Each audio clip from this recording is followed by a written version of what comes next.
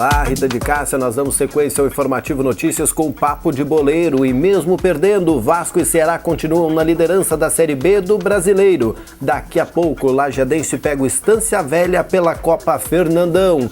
Hernando, do Internacional, fala sobre o jogo entre Inter e São Paulo, que pode dar a liderança no Brasileiro para o Colorado. Agora, no Papo de Boleiro.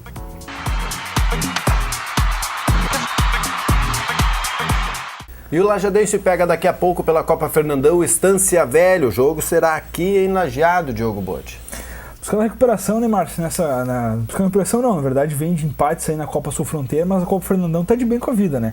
2 vitórias contra o Farroupilha, né? Fez 8 gols em 2 jogos contra o time de Pelotas e agora encara a Estância Velha. Deu sorte o Lajadense até no sorteio da Federação Gaúcha para os concorrentes, agora os confrontos dessa próxima fase da Copa Fernandão. Enfrenta a Estância Velha, né, que por curiosamente tem esse nome, mas é de Canoas. Sim. E joga em Campo Bom. Né, é bem interessante assim, essa Estância Velha. Né, não teve os campos cedidos pela Ubra, né, também é uma questão porque politicamente acede o campo os caras, né? O time que está em atuação hoje ali da cidade, né? O nome é Estância Velha por causa de um dos bairros lá de Canoas, né? Exatamente. Então, tipo, o Lajadense deve ter manutenção da equipe que empatou com o Guarani de Venâncio em 0x0 no final de semana. Os Carlos Vink que não deve promover nenhuma alteração. Aí mostra que talvez tenha uma certa convicção desse time que tem dado sequência aí no campeonato. E a gente espera, quem sabe, mais uma vitória, a gente possa encaminhar uma vaga já aqui em Lajeado, porque tem o segundo jogo da volta, aí em Campo Bom, Canoas, tá sabendo? É um lugar do estado do Rio Grande do Sul. O jogo da volta que acontece na próxima semana. Falando em jogo da volta, a LAF e a SAF vão realizar o jogo da volta pela Série Ouro de futsal, aquela que ficou interrompida por longo tempo na Justiça Desportiva.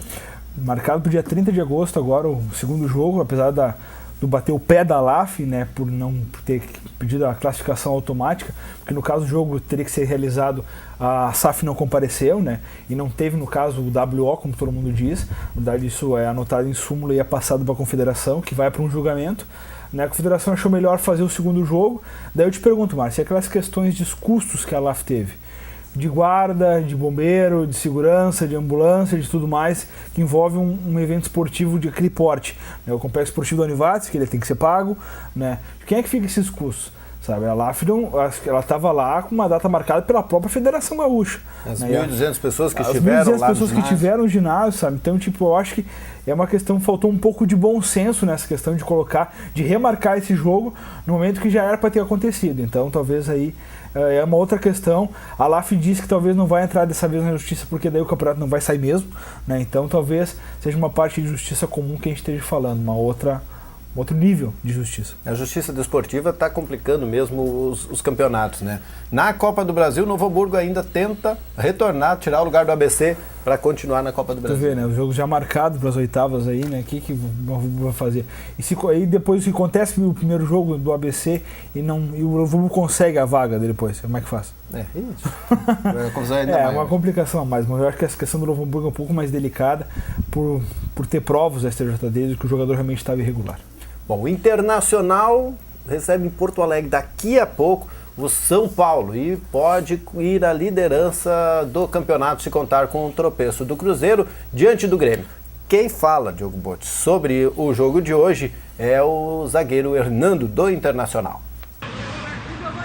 Nossa equipe está vindo de uma sequência positiva, são 5 vitórias consecutivas e a gente espera aí amanhã às 10 horas da noite que nosso torcedor possa vir ao Beira-Rio, possa nos ajudar, nos empurrar a conseguir essa 6ª vitória. É um jogo difícil contra o São Paulo, um adversário que está querendo entrar no G4, mas a nossa equipe está em busca dessa liderança e a gente não pode deixar de somar pontos aqui no Beira-Rio.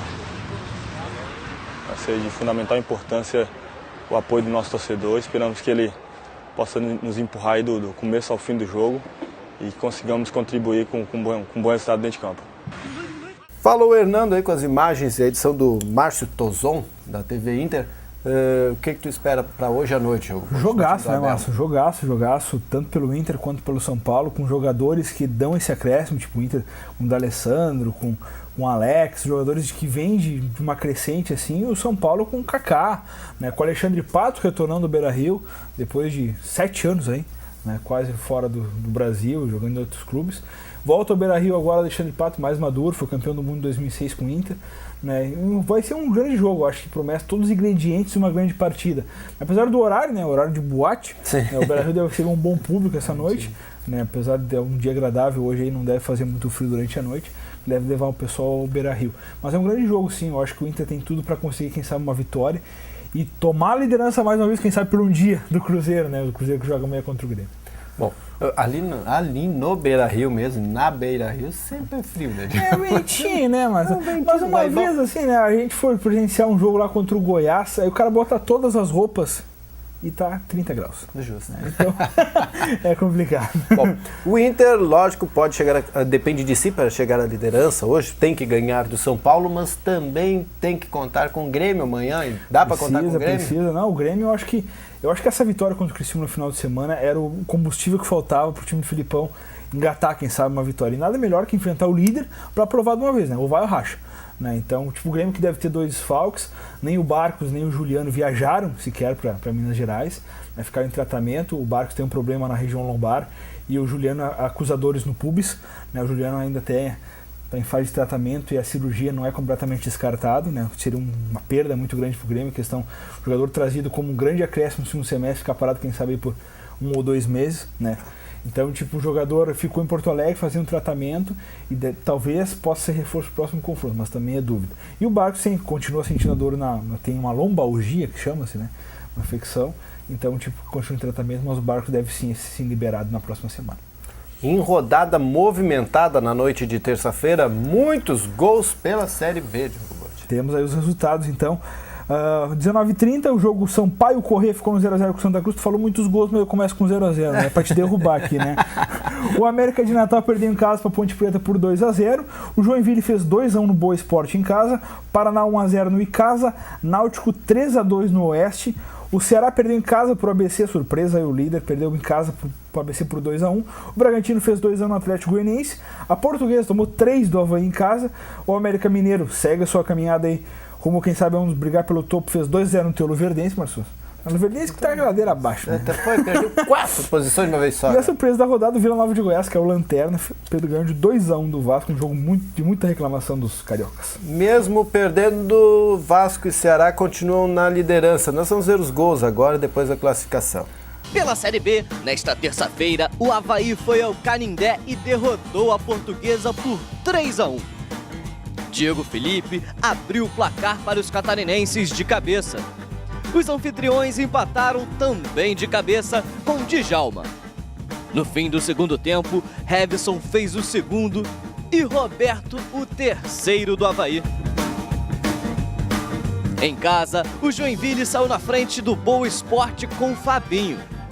Fernando Caranga empatou ainda no primeiro tempo, mas no segundo, de pênalti, Marcelo Costa garantiu a vitória catarinense por 2x1.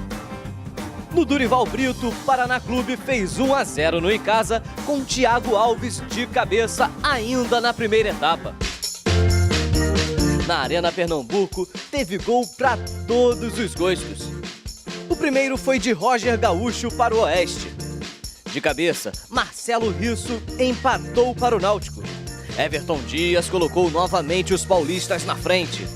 Mas, em um lindo voleio, Crislan empatou. O gol empolgou os donos da casa, que fizeram o terceiro com Canhete. Final, Náutico 3, Oeste 2. Em Natal, Adrianinho marcou um golaço e fez 1x0 Ponte Preta no América. O segundo da Ponte foi de pênalti, bem batido por Rafael Costa. Já no estádio Presidente Vargas, o líder Ceará sucumbiu diante do ABC. Renato abriu o placar para os potiguares. Marlon Contra empatou e novamente Renato fez o segundo dos visitantes. Jogando em casa, o Bragantino venceu o Atlético Goianiense de virada. André Luiz fez o primeiro, mas Vitor Oliveira e Luizinho garantiram a vitória dos paulistas. No Independência, a noite foi dos veteranos. Mancini abriu o placar e Obina fez o segundo do América Mineiro na vitória por 2-0 sobre o Luverdense. Em Brasília, Jamie e Júnior Xuxa fizeram 2-0 para o Vila Nova sobre o Vasco, que descontou com Carlos César. Em São Luís, Sampaio Corrêa e Santa Cruz não saíram do 0-0. E aí, Diogo Botti? Então, Vasco e Ceará continuam bem na forma. Haja gol, né? Haja gol. Mas vamos lá, o Ceará então tem 31, falando um pouquinho do G4. Mesma pontuação do Vasco, o Ceará ganha no saldo de gols, né, no número de vitórias. O Avaí o terceiro com 30 pontos, com a vitória subiu. E o América Mineiro fecha o G4 com 29 pontos. Para ter uma ideia, o quinto colocado é o Joinville também com 29. A Ponte Preta aparece em sexto com 28. E o Luverdense com a derrota caiu para sétimo. Era o terceiro, caiu para sétimo lugar com 27 pontos. O Z4, quem estaria sendo rebaixado hoje, o Bragantino com 16 na 17ª posição, o Oeste com 16, a Portuguesa com 13 e o Vila Nova de Goiás com 11 pontos na 20ª posição. Ele cometeu o crime de ganhar do Vasco. Cometeu o crime de ganhar do Vasco, né? Quebra a loteca, né? Essas coisas. Bom, daqui a pouco então tem Internacional e São Paulo pelo Campeonato Brasileiro. Daqui a pouco também vá até o Alviazul assistir Lajadense e Estância Velha pela Copa Fernandão. Vamos apoiar, né?